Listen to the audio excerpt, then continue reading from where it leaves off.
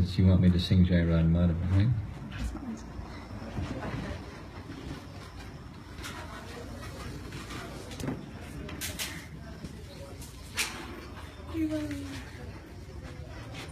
You didn't play Mridanga again?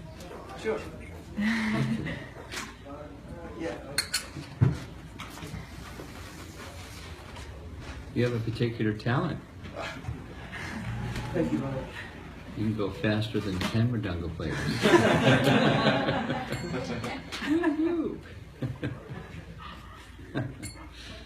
Jaya Radha Madhava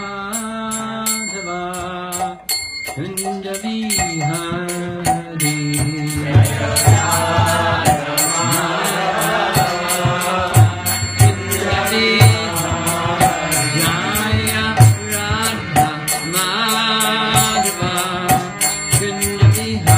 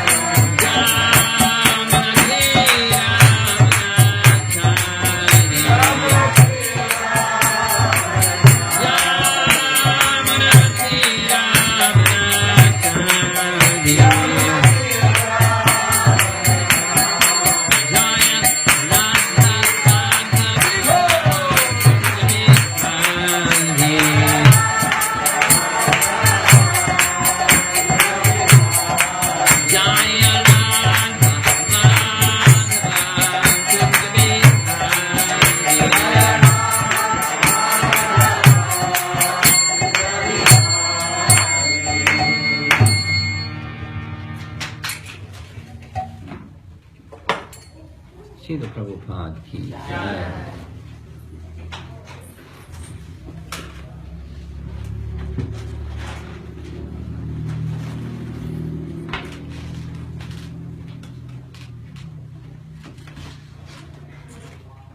So, the topic, as far as I understand, the topic that you've been discussing here on your weekly gatherings is Canto 1, Chapter 14.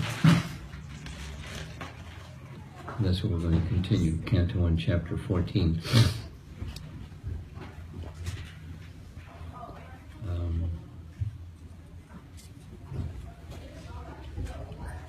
few things just before, kind of like a background of the topic for this evening.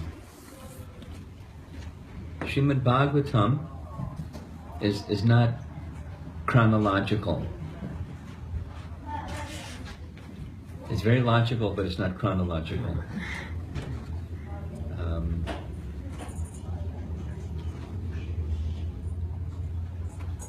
The topics in the first canto and the second canto, they're compared to the lotus feet of Krishna, and the rest of the other cantos sequentially are the other features of Krishna's transcendental form.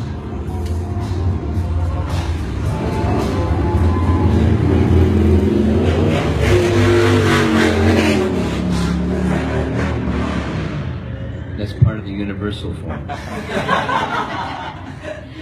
Chapter 11, Bhagavad Gita.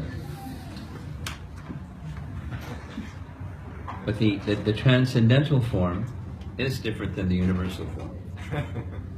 And the transcendental form is revealed through sound. Prabhupada has taught us that before you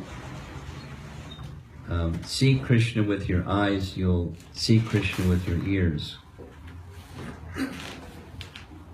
which is a different way of seeing than seeing with your eyes. It's through sound vibration Krishna reveals himself, starting with his lotus feet. And approaching Krishna's lotus feet means approaching in a mood of humility. In order to receive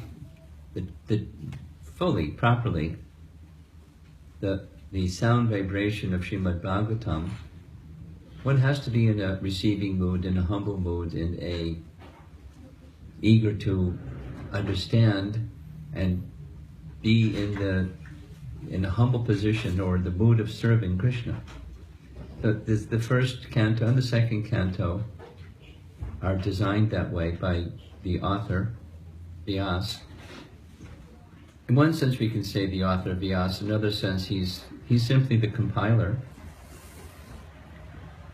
because the Srimad Bhagavatam, like all of the Vedas, the Srimad Bhagavatam, it's eternal sound. What that means is, before the creation, this sound existed. During creation, the sound exists, and after creation, after annihilation, the sound continues to exist. And from time to time, that sound vibration is manifest. So Vyasa manifested Srimad Bhagavatam. So just as there's a, spiritually speaking, there's a form of Krishna. And the form of Krishna can be perceived through sound. Just like the Hare Krishna Maha Mantra. We may not see Krishna, but we can hear Krishna, and through that Maha Mantra, Krishna's identity in sequence. Nama, his name; Rupa, his form; Guna, his qualities; Leela, his pastimes. All of that can be disclosed or revealed just through sound. And that's the entryway, that's the doorway. How we enter into the mystery of Krishna is through sound. So the first canto, Krishna's extending his two lotus feet, so we can approach his two lotus feet and take shelter there.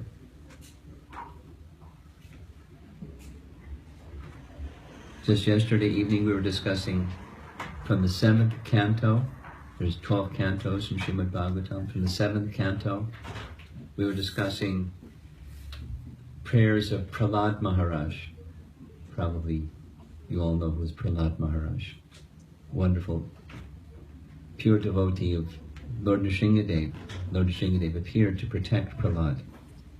So he's offering prayers to Lord Nrsimhadev, saying these very fierce-looking features, your gnashing teeth and sharp claws and roaring sound and eyes that are like fire, ears that are standing on end like a cat ready to pounce on his mouse or something.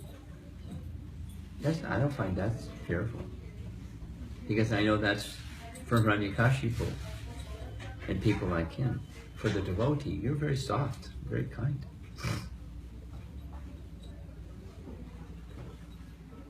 What I'm afraid of is this circumstance of material existence, and therefore I request that you kindly give me a place at your lotus feet. Then I'll be protected. Even as I move about the material world, I'll be protected. If I remain at your lotus feet, please give me shelter there.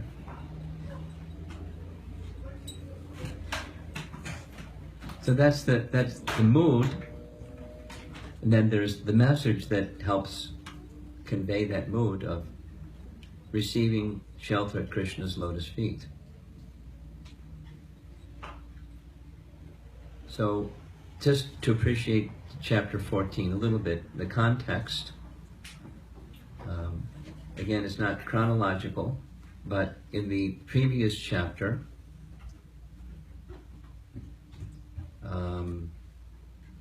we find the title of the chapter is Dhritarashtra Quits Home. So is anyone here not familiar with Bhagavad Gita? Everyone's familiar with Bhagavad Gita. So the two main personalities in Bhagavad Gita are Krishna, who is speaking it, and Arjuna, who is hearing it. And Arjuna is one of 5 brothers called the Pandavas. And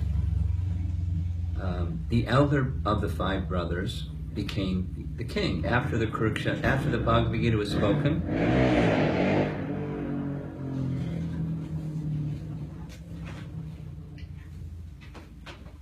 After the Bhagavad Gita was spoken, there was a big battle, 18 days. At the end of the battle, there was a funeral. And then there was an installing of the elder of the 5 brothers as the emperor of the world. So after the emperor of the world was installed, Krishna left to go back to his kingdom.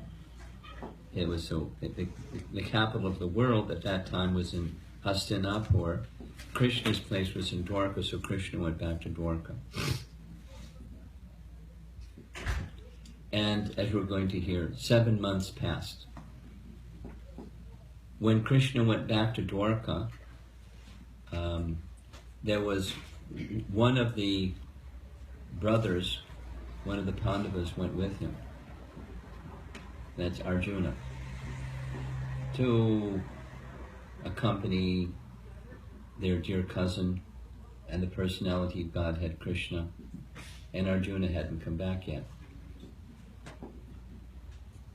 But meanwhile, back in chapter 13, so Yudhisthira is ruling, and the cousin, the father, his uncle, Yudhisthira and the 5 Pandavas, their father was named Pandu. That's why they're called the Pandavas. And Pandu had an elder brother who was blind. His name was Dhritarashtra. Dhritarashtra, because he was blind, he was ineligible to become the king. But he couldn't give up the idea of wanting to be the king.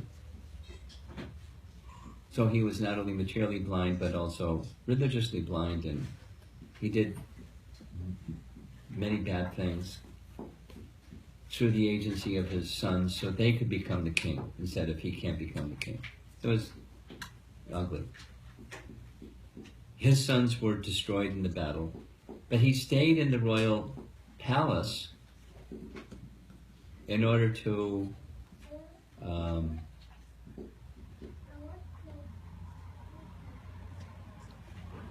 be taken care of. He's elder, blind, king, royal family member. So while he's in that position, Dhritarashtra, a 3rd brother, this is chapter 13, a 3rd brother at the beginning of chapter 13, his name is Vidura, he had left before this battle started, he went on pilgrimage to holy places throughout the whole of India. And there, at those holy places, he heard from saintly people. He personally observed Krishna's final words before Krishna departed this world. He was there. He came just after that happened. He just came just after that happened. He heard from one who was in that place where Krishna spoke his last words. Then he came back something like 34 years later. He came back to the capital with a concern to deliver his blind elder brother. He did that. He spoke very strongly because his brother was hard of hearing. He couldn't hear wisdom. So he had to speak very, very strongly, and his brother, Dhritarashtra, understood the message. Because Vidura had become, through the process of purification, pilgrimage, and hearing, and ultimately hearing from the one who heard directly from Krishna, he became very, very elevated, powerfully elevated, and he powerfully detached his elder brother from his worldly attachment. And his elder brother, with his wife, went to the forest, entered into a trance of meditation so intense that his body burst into flames, and his wife entered into that fire, and they departed this world in that way. So that ends chapter 13. It's a wonderful chapter. Very, very, lots of wonderful teaching and understanding of it, in that chapter. So chapter 14 begins. Dhritarashtra has gone, his wife Gandhari has gone, Vidura is no longer present either, and they're suspecting that Krishna has gone. And in fact, Krishna had gone. But they didn't know that Krishna had gone, but they saw the symptoms of inauspiciousness that marked the absence of Krishna. So that's what I understand you discussed in the previous class. The first verses of chapter 14 is the elder brother Yudhishthira of the five. He's observing all these inauspicious omens. So now that's where we're going to begin. Just summarize and then I'll read. In summary, the elder brother Yudhishthira turns to the next younger brother. So Arjuna is in the middle, but the next younger brother is Bhima, or Bhimasena. Very big, powerful hero. And Yudhishthira says, Arjuna hasn't returned. It's been a long time. And we don't know. They didn't have email and text messages and all that stuff. We don't know. We haven't heard back from Arjuna. But we can see from the symptoms that the mark of the next age of mankind, Kali Yuga, age of quarrel, comes when Krishna departs. We're seeing symptoms of Kali Yuga that tells us, by inference, Krishna has departed. He really doesn't even want to say it, although intuitively he knew it. And that's one of the reasons why Arjuna was sent, to get word of what's Krishna's plan, because they had a sense. Krishna's his pastimes, his purpose for coming into this world is completed. Intuitively or spiritually, they understood Krishna is soon going to leave. So Arjuna was sent to get word. The message didn't come back, but the signs were there. So he's feeling a transcendental emotion, an emotion of separation. And it's from the big picture of Srimad Bhagavatam, this is really important. That the science of spiritual emotion. And in the spiritual emotion, from our position, it's anticipating meeting Krishna. Of course, we could just be complacent and not have so much anticipation other than when's prasadam, or, when's he going to stop talking or something. I'm getting restless. So we can anticipate things that are like that, or we can anticipate specifically entering into our relationship with Krishna. And there's a wonderful spiritual science to spiritual emotion. Rupa Goswami received that understanding from Lord Chaitanya, and he wrote about it in detail and detail and detail. The science of rasa. And one of the features of rasa is anticipation of meeting, and then the feelings, intensification of feelings through separation. So these five brothers, they're very special. They're so special that wherever Krishna appears in this world, they appear with him. They're part of his entourage. His Boma Lila, there's always the Pandavas. Because they're attached to him and he's attached to them. They're always with him. So here's a little section where there's intensification of those feelings of love and attachment through separation.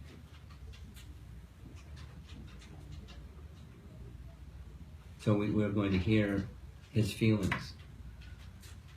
He's a very cultured person, very refined person. So the way he expresses it is better than a love song or something. It's transcendentally wonderful. Very, very deep and profound.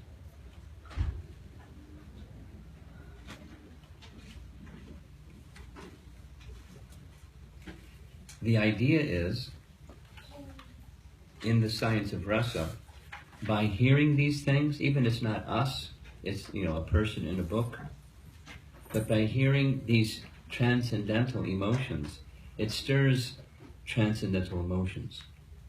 That's what it's meant to do. In fact, I'll just go a little bit further with that.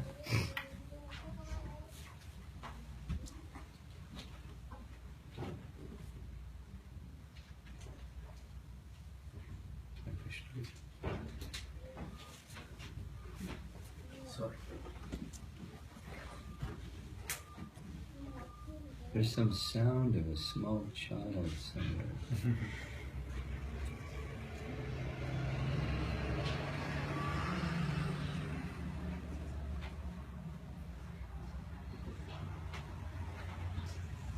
Not as distracting as the motorcycles. Okay, so Rupa Goswami, he was you could say, a scientist of the Vedas. That is to say, the Vedas have, just like this university, there's different departments of knowledge. So the Vedas simply have different departments of knowledge. Veda means knowledge. So one of the departments of knowledge is the knowledge of drama. And the purpose of drama is to stir emotion towards Krishna. Transcendental drama has that purpose. So there's a science, just like some people that are really, really, really good at cooking. They know exactly, like Jumona's cookbook. If you add this and add that and the other thing, it does a certain something to the tongue. You have to do it this way. You have to then add that and then roast that and then sprinkle it in, or whatever, how she describes it. And it becomes just like special. A gourmet, I guess. So similarly as there's a science to cooking of how to make things just amazing, there's a science to drama.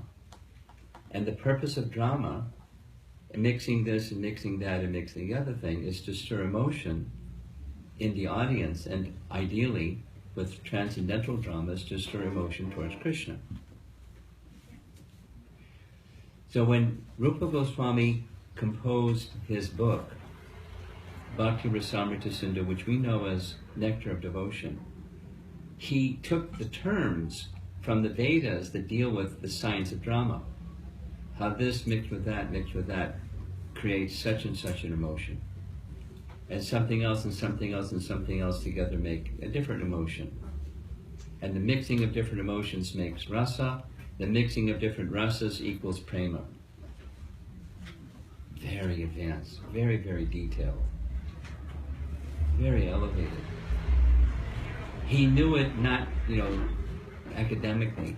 He was immersed in rasa and could explain it. He did explain it. Those terms are also found within the Bhagavatam. They may not have this label and that label and that label and these ingredients, and you get rasa. But it's going on in the text. So the words of the Bhagavatam similarly are meant to stir that emotion of feelings of attraction for Krishna, attachment to Krishna, and in this case, vicariously, the feelings of separation from Krishna. So even if you don't understand all those things, please know it's going on. Your ears are being delighted with sound vibration that's meant to stir emotion of feelings of attachment and separation from Krishna, to the words of Yudhishthira, who has that.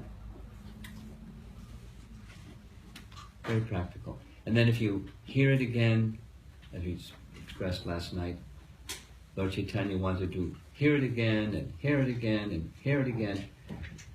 Means purification and elevation of consciousness, going deeper and deeper and deeper into these moods of love for Krishna, as felt by the pure devotees who are expressing them.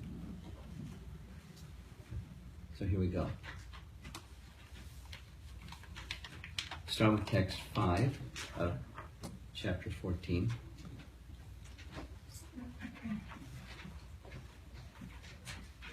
The speaker is Sutta Goswami. He's in an assembly in a forest. No loudspeaker system. But many, many sages assembled, and they're hearing from him very attentively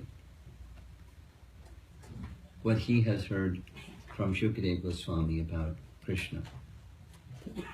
In the course of time, it came to pass that the people in general became accustomed to greed, anger, pride, etc. Maharaj Yudhishthira, observing all these omens, spoke to his younger brother. They're noticing symptoms that indicate Krishna has gone. Maharaj Yudhishthira said to his younger brother Bhima, saying, I sent Arjuna to Dwaraka to meet his friends and to learn from the personality Godhead, Krishna, of his program of work. Like, what's his plan? Since he departed, 7 months have passed, yet he has not returned. I do not know factually how things are going on there. By inference, he can understand. Not good.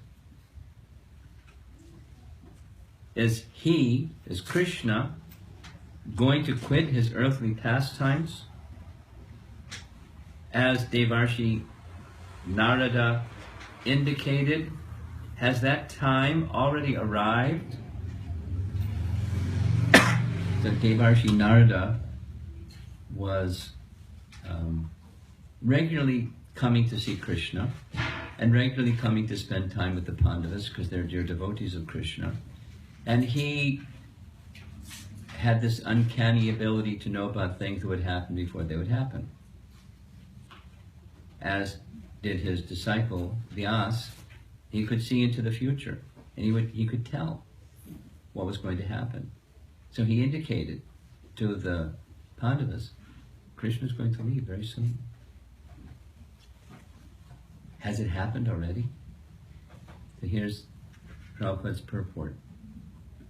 We'll read this 8 and 9 and close. As we have discussed many times, the Supreme Personality Godhead Lord Sri Krishna has many plenary expansions, and each and every one of them, although equally powerful, executes different functions. In Bhagavad Gita, there are different statements by Krishna, and each of these statements is meant for different plenary portions or portions of the plenary portions. For example, Sri Krishna, the Lord, says in Bhagavad Gita, and he quotes several, Bhagavad Gita 4.7, whenever there's decline in religion, an increase of irreligion, I appear. Then the next verse, 4 reasons to deliver the faithful, to annihilate the miscreants, and to reestablish the principles of occupational duty, I appear. 4.8 Bhagavad Gita. Then 2 more from 3rd chapter Bhagavad Gita. If I should cease to work, then all humanity would be misdirected. I would also be the cause of creating unwanted population, and I would thereby destroy the peace of all sentient beings. Chapter 3, Bhagavad Gita. And then another verse, whatever action a great man performs, common men will follow, and whatever standards he sets by exemplary acts, all the world pursues. Those are 4 verses from Bhagavad Gita. And Prabhupada's point is, each one of these statements that Krishna is making is from the voice or from the perspective of one of Krishna's expansions. In some cases, it's the form of the Lord that brings forth creation, Lord Vishnu, etc. Some it's Narayana, the Lord of Vaikuntha. Some it's this and some it's that. It's technical. That's why I'm not going through the technical. I'm just describing the essence. However, each of them, these 4 different voices, they're spoken by the same person, because that original personality of Godhead, Krishna, is the source of all. So when Krishna appears, the message goes on, once in a day of Brahma, and a day of Brahma is very long, like really long, 8,400,000 years times 2 times 1,000. That's a big number. Once in one of those days of Brahma, Krishna appears. And when Krishna appears, all these different expansions of Krishna consolidate or amalgamate within him. And so when Krishna speaks Bhagavad Gita, he's speaking from any one of those different perspectives. And then after Krishna departs, those different expansions return to their position, and Krishna goes on with his pastimes in some other part of creation. That's what's being said in the rest of the purport. So we hear that Krishna says something, does something, and it's particular when it's the original feature of Krishna who appears once in a day of Brahma. It's very special.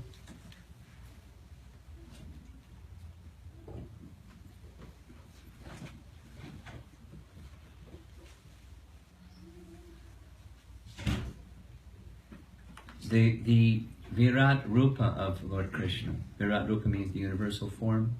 For those of you who have read Bhagavad Gita, that's chapter 11, that universal form. So the universal form of Krishna is also different from him by his inconceivable potency. The Virat Rupa exhibited on the battlefield of Kurukshetra is the material conception of his form. Therefore, it should be understood that when Lord Krishna was apparently killed by the bow and arrow of the hunter, there's a pastime mentioned in Mahabharata, I'll describe it. The Lord left his so-called material body in the material world. What's Prabhupada doing here is speaking of Krishna's departure. Has Krishna already departed? So he's making a distinction between Krishna's spiritual form, within which is everything, because he's the source of everything.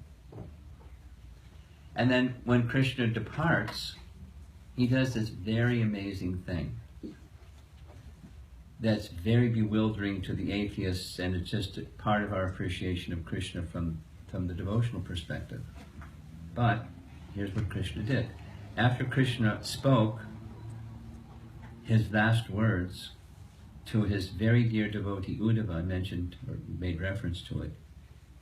Another, Maitreya was also there later. Vidura heard from Maitreya. It was after Krishna spoke that last teaching. It's recorded in the 11th canto of the Bhagavatam. Krishna left. And he told Uddhava, you will not see me again. But I want you to sustain your life after I have gone. So I'm giving you some service to do. You take these teachings that you've just heard from me and go to the Himalayas. There's devotees of Narayana Rishi. Go and deliver this message to them. That's my service I'm giving to you. And Krishna left. That's described in the 3rd canto Bhagavatam. And then later those discussions with Uddhava and Maitreya in the 11th canto. But then Krishna left. And when he left, what happened was, he's in a forest, and there was a hunter, and the hunter thought, oh, there's a wild animal. So he shot an arrow, and it hit Krishna in the heel. Question, do you know of anybody that has died from an arrow wound in their heel? Krishna. No. But Krishna was hit in the heel with an arrow by a hunter, and then Krishna left a material body behind. But Krishna doesn't have a material body. And he says it in Bhagavad Gita. In fact, it's in the purport. Those who think like that, Manushim tanam ashratam, those who think that I have assumed a human-like form, well, he doesn't have something very nice to say about them. Abhajananti mam mudha. It's a strong word. It's softer as they're mistaken, but Prabhupada has translated they're fools and rascals. They're wrong. But Krishna did something like that. He left behind this physical form, although he has none. His form is all spiritual. He's just like preparing us to have a proper understanding of the transcendental nature of Krishna and his completeness. He's so complete, even though he has no material form, he can leave behind a material form. And do so by being hit in the heel with an arrow. Ouch.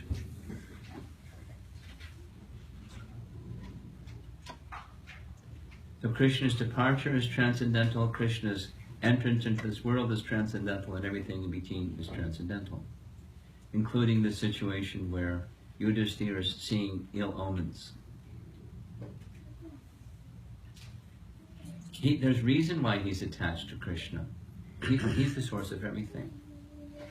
Yudhishthira knows it. Yudhishthira knows it. And Bhimasena, his brother, he also knows it. Arjuna also knows it. He saw it. He saw the whole thing during the Bhagavad Gita discussion. Text 9. And then we're done. Yudhishthira goes on speaking about Krishna. From him only, all our kingly opulence, good wives, lives, progeny, control over our subjects, victory over our enemies, and future accommodations in the higher planets have become possible. All this is due to his causeless mercy upon us, which is chapter 10 Bhagavad Gita. Chapter 10 Bhagavad Gita, Krishna declares to Arjuna, and this is just expanding on what he declares to Arjuna. Aham sarvasya prabhavo matak sarvam pravartate iti mata bhajante mam buddha bhava samandita. Bhagavad Gita, chapter 10, text 8, the first of the Chaturshloki verses that says, forwards and backwards, I'm the source of everything, everything comes from me. I'm the source of everything, everything comes from me. So Yudhisthira understands, whatever it is that we have comes from Krishna. Krishna is the source of everything. Therefore, iti matva bhajante mam. Therefore, we're engaged in his love, in loving service. We're completely attached to him. We're not claiming proprietorship over anything because he's the source. Our kingly opulence, our success, our victory, our whatever. It's from him, and we owe it to him, and we dedicate it unto him. We're completely attached to him. We're not attached to these things. They can be taken, they can be given, they can be increased, they can be decreased. We're just attached to him.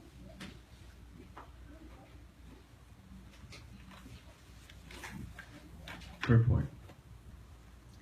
Material prosperity consists of a good wife, good home, sufficient land, good children, aristocratic family relations, victory over competitors, and, by pious work, attainment of accommodation in the higher celestial planets for better facilities of material amenities. These facilities are earned not by one's hard manual labor or by unfair means, but by the mercy of the Supreme Lord.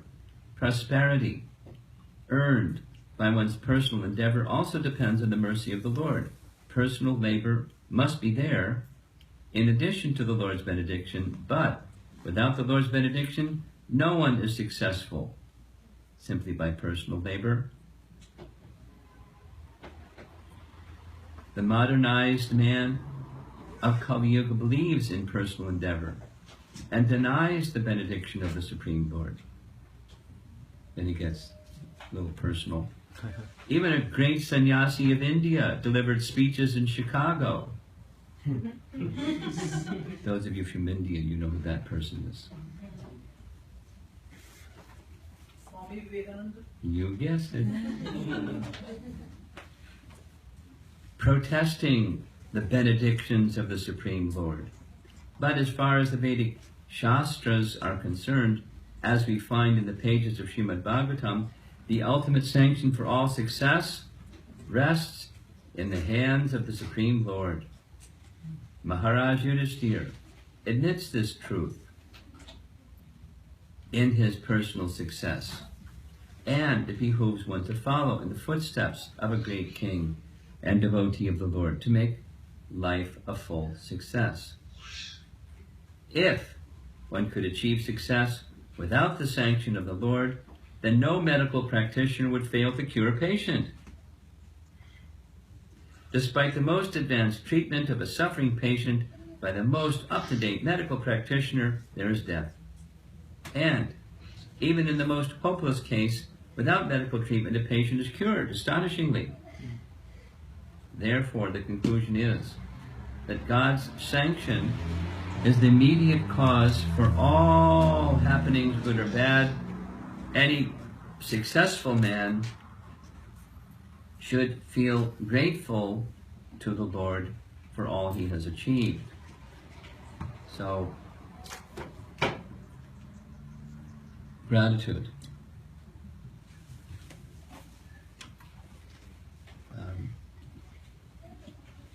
Something that Prabhupada said that I like very much is, I'll say it twice because it's so nice. Simply by having a simple and grateful heart, one can easily enter into the kingdom of God. Say it again. By having or carrying or holding a simple and grateful heart, one can easily enter into the kingdom of God. And something that I like not exactly from scripture, but it's an understanding that I have expressed here. Gratitude is the seed of love. Just like in parents raising children. Parents love their children, and they love to do things for their children. They love to feed their children and clothe their children and hug their children, do all kinds of, they like. And the children are like endless attention machines. They've got to be at the center of attention. If they're not at the center of attention, they make sure you pay attention so they're at the center of attention. Their attention is endless. As long as they're not sleeping, they got to have attention. And when they get a little mature, it changes a little bit. But parents are happy giving attention and giving everything. Then at some point in time, maybe a child, rather than just expecting things, they start to feel grateful for those things. And when there's gratitude in the heart, then that's the beginning of the seed of love. And same with, persons who in the course of our lives we receive something from. We'll say especially, with special focus on spiritual value. The first person, any one of us, has had the experience that they introduced us to Bhagavad Gita and the message of bhakti. We have some special feeling for that person. It's natural. Even your life may go on here and there. You have some special feeling of gratitude for that person. And as that gratitude matures, then you want to do something because you've received something. You want to give back. It's the seed of love. Otherwise, we're selfish beings. We just take and take and take and take. And we may say thank you, but the feeling of gratitude is more than saying thank you. It's what you do with that you have received. You want to reciprocate. And it grows that sense of love. So, for all of us, one could go on. I attended a class where Prabhupada spent about 10 minutes speaking about the things that we just take for granted. Mm-hmm. The air and the light of the sun and the food that we eat and now the things that we receive. We're just ungrateful. But if we're thoughtful, we'll be grateful. And ultimately, where do those things come from? It may come from mom and dad, or it may come from the sun or the moon or the wind. But where does that come from? Where's the ability to give those things come from? So Yudhisthira is understanding that Krishna is the source of everything. And he's feeling deep gratitude to Krishna for those things. That it's nourishing his attachment for Krishna. Not just because he has a big warehouse and he can supply lots of stuff.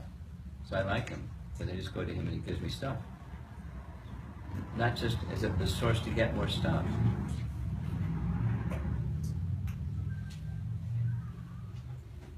I had this experience, just anecdotal, and I'll go back to Yudhisthira.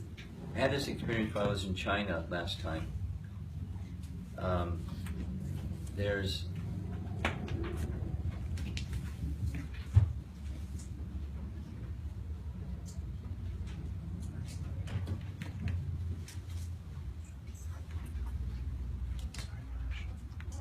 no? You lost power? Yeah. Okay. So there's lots of Buddhists in China. So I was requested to meet with a millionaire Buddhist.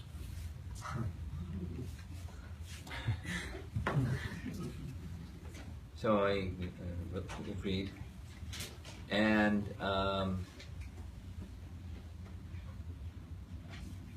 the millionaire Buddhist, part of the anecdote that I want to share, is they had just finished, millionaire means they earn $1 million each year.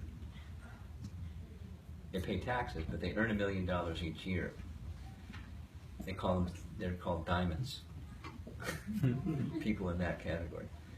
So this lady was describing the happiness she was feeling from having she and some of her associates giving money to an orphanage somewhere in China. And they have many, many, many choices, and they sift through their choices, and they select the ones that they feel will use the resource best. And then she described, along with that happiness, there's this known, for those that do this kind of thing, when persons receive charity, the very next thing that happens is they want more.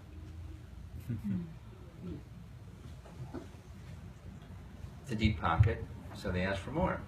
So they have to be happy with the giving and also happy with being a little callous or detached or aloof from what's going to come next. They want more. Just, dealing with human nature. In our relationship with Krishna, the position to come to, the ideal position to come to, is where whatever Krishna wants. That's Lord Chaitanya. You can embrace me, or you can trample me. You can do with me whatever you like. You can neglect me. Whatever you like. There's only one thing I want, and that is that I have some opportunity to serve you. So Yudhisthira is being given opulent kingdom and everything. And he's very grateful. But if those things were not given, he wouldn't be ungrateful. He'd be happy to accept whatever it was that Krishna wanted to provide them, which was already demonstrated because in the long history of Mahabharata, they were deprived of their kingdom for years and sent in exile in the forest for etc., etc., etc., and attempted murder multiple times, and they never protested. Hey, wait a minute. Krishna, you've abandoned us. They're happy, fully content in just being in that relationship with Krishna. And if something comes, they're grateful that Krishna sends that something. If Krishna takes that something, they're happy in their relationship with Krishna for whatever the reason Krishna has taken that something. We may not understand Krishna's ways, but the satisfaction in relationship with Krishna is always there for one who has such a heart as Yudhisthira. So we're getting teachings in this second canto how to approach Krishna's lotus feet. Not in the position of demanding anything in this life or the next life. If Krishna so desires, he can make whatever arrangement he likes. And he's very kind. That which we need, he supplies. He says it in Bhagavad Gita, unto those who devote themselves to him. So that's the teaching of Bhagavad Gita. Here we're finding it directly in the words of this wonderful devotee Yudhisthira to his dear brother Bhimasena. And it continues on, churning the topic of their attachment in love for Krishna. And by hearing those sound vibrations, it stirs similar feelings inside us, taking shelter of Krishna's lotus feet. Okay, so any discussion on this?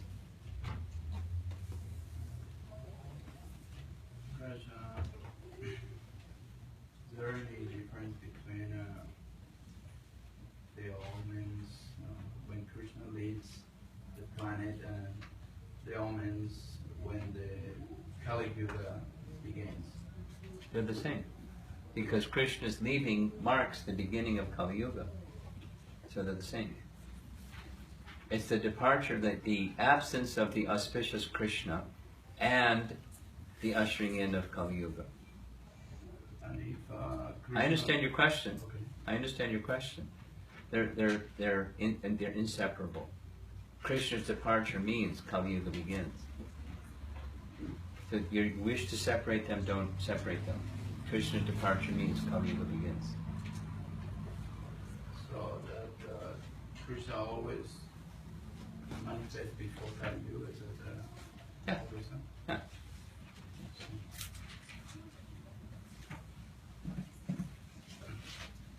Yes. Hare Krishna Maharaj.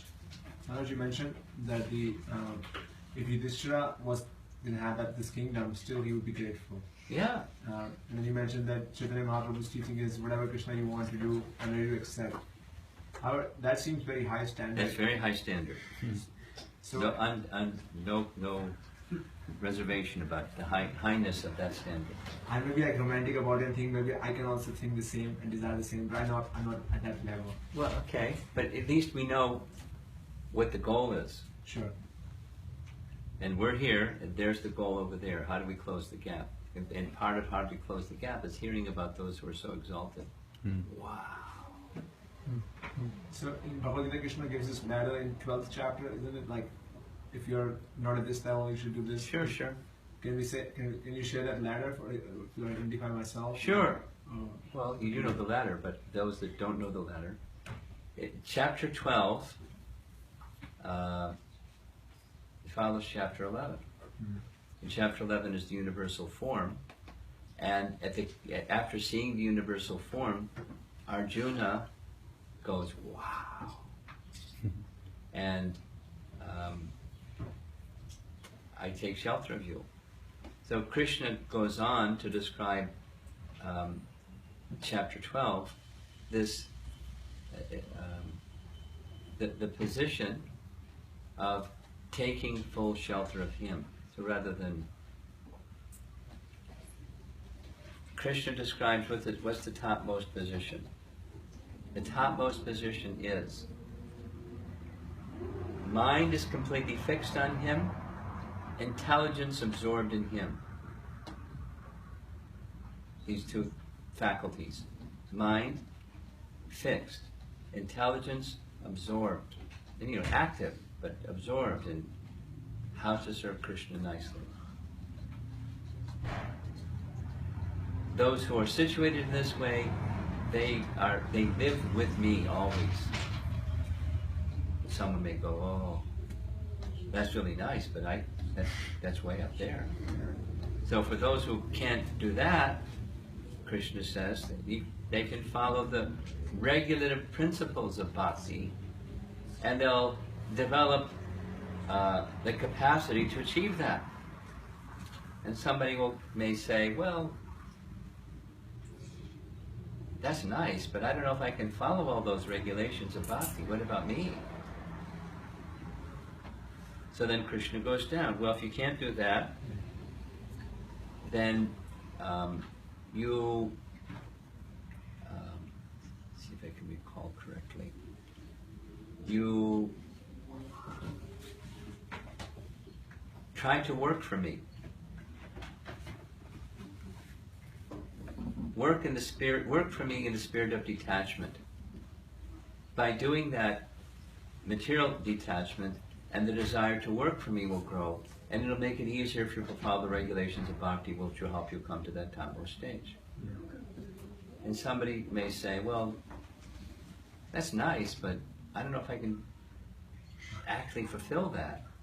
So what about me? And then Krishna's indication is for such a person, then they should try to be self-situated, that is, cultivate knowledge of what is the true self, and essentially be charitable.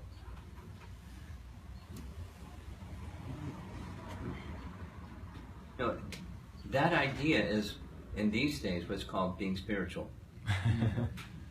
Try to be self-situated and be charitable. I'm a good person. I do charity, but that's not at the topmost of what. And then if one can't do that, then one can engage in cultivation of knowledge.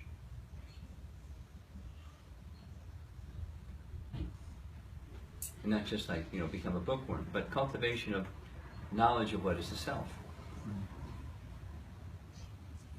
Then he goes back up again a bit, but better than better is this and this and this. But that's the chain.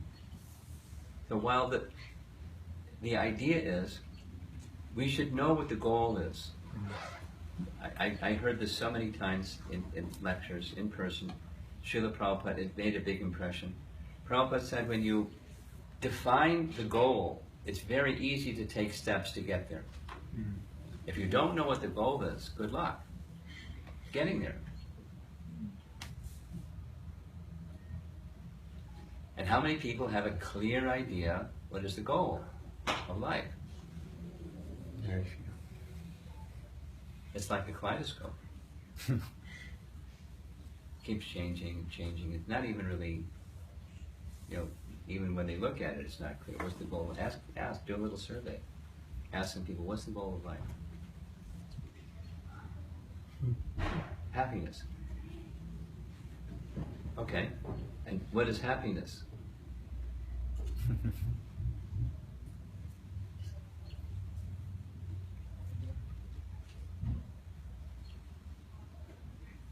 So the goal may be far, and we may be way over here. It's good to know what the goal is. It's also good to be honest with yourself where you are, not otherwise.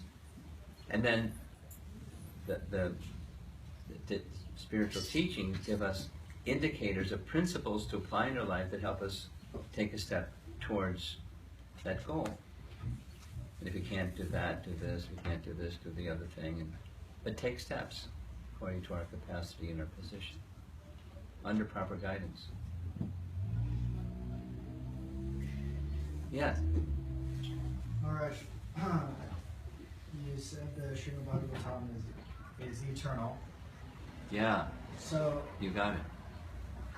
as far as what I understand eternal to mean, it has no beginning, That's correct. there's no end. That's correct. So, in the Srimad Bhagavatam, it mentions events which seem to happen in sequence, Yes. as if one happened before the other. Yes. So, can you explain this Sure. paradox? No, it's not a paradox. The Vedic picture of time is cyclical. Events move by time in cycles. So let's just say, Farmer's Almanac. I don't know too much about Farmer's Almanac, but they predict way in advance what the weather's going to be, right? Now, what tools do they use to know what the weather's going to be long in advance? I don't know. But whatever those tools are that they use, step back and step back and step back, and supposing you're Krishna, and you're the source of everything, and part of that everything that you're a source of is eternal sound vibration in the form of the Vedas, and there's events in creation that take place chronologically. Now, is it not possible for you, if you're Krishna, to know what those events are before they happen? The answer is yes, because you make them happen. You know what they're going to be before they happen. Now, there's variation according to my understanding, what I've heard. Those events have variations on the theme. Like, take the coming of Lord Buddha. Before Lord Buddha came, the Bhagavatam describes Lord Buddha will come. Now, there's different yuga cycles, so there's different Buddhas, and so there's different things about Buddha. But down to where he would appear, what his mother's name would be, and what he would do, and the purpose for his coming. Before it happened, it's told. Now, how did Krishna know that? Well, he's the source of everything. And time moves things in cycles. We could say, go back to the Farmer's Almanac, well, we certainly know that after summer comes fall. But Farmer's Almanac may be able to say, this fall is going to be like this, and then the winter is going to be like that. It's step back, and time is eternal, but temporary time, the chronology of events that unfold, is under Krishna's direction, and so there's a certain pattern of those events in Krishna's pastimes and in this world, both. Have you read Brihad Bhagavatamrita? No? You're familiar with the book? Yes. Okay. In that book, Brihad Bhagavatamrita, there's amazing description of different of Krishna's pastimes. Amazing description. Like one of them is the Keshi demon. We know from the 10th Canto Bhagavatam what happens to Keshi. Krishna sticks his hand inside Keshi's mouth. It gets bigger and it's red hot, and Keshi dies. But Brihad Bhagavatamrita says in other appearances of Krishna, sometimes that's not what happens, but Krishna tames Keshi and he keeps him as a horsey, and he and the cowherd boys ride on the horseback with Keshi here and there from time to time. Keep him in a corral and come back and ride on the horseback, Keshi. So there's variations on the theme. But, as Prabhupada says, variety is the mother of enjoyment. And so, when Krishna performs pastimes, and in this world when events cycle again and again, there's a theme, and there's variations on the theme.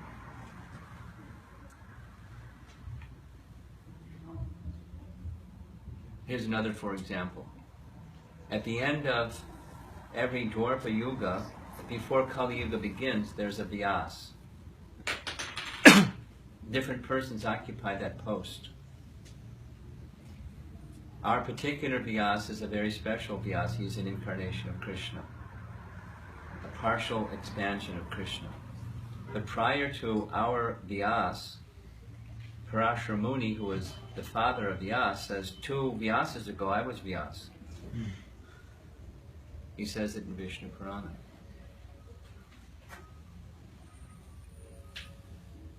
But there's somebody that's going to be a Vyas, and then there's variations on the theme. So some things are told in advance, some things are told from the past. And for one is Trikalagya, who knows past, present, or future. It's not a problem.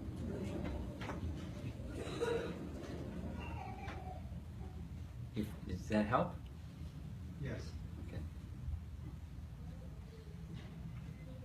Yes. Maharaj, later in the chapter, when Maharaj is describing different symptoms, it says the she-jackal vomits fire. Yeah. I've never... That's coming up. That's the next verse. But what does that mean? What does it mean? Well, there's male and female jackals. The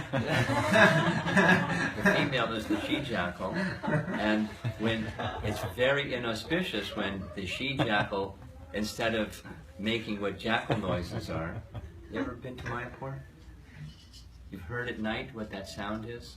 Yeah. That's the jackals. I haven't heard. Oh, it's really eerie. They live around, but they don't come out during the daytime. They come out at night. It's kind of like dogs barking. One dog barks, and then the other dogs bark. The jackals have a different sound than a barking dog. It's this really eerie sound. It's like a child crying kind of sound. Really eerie. And it goes on for hours.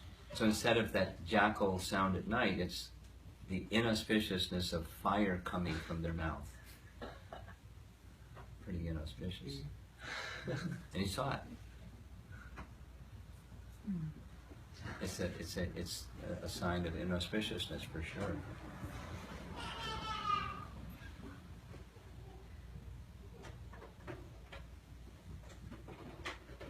Okay, so now we're ready for what's next?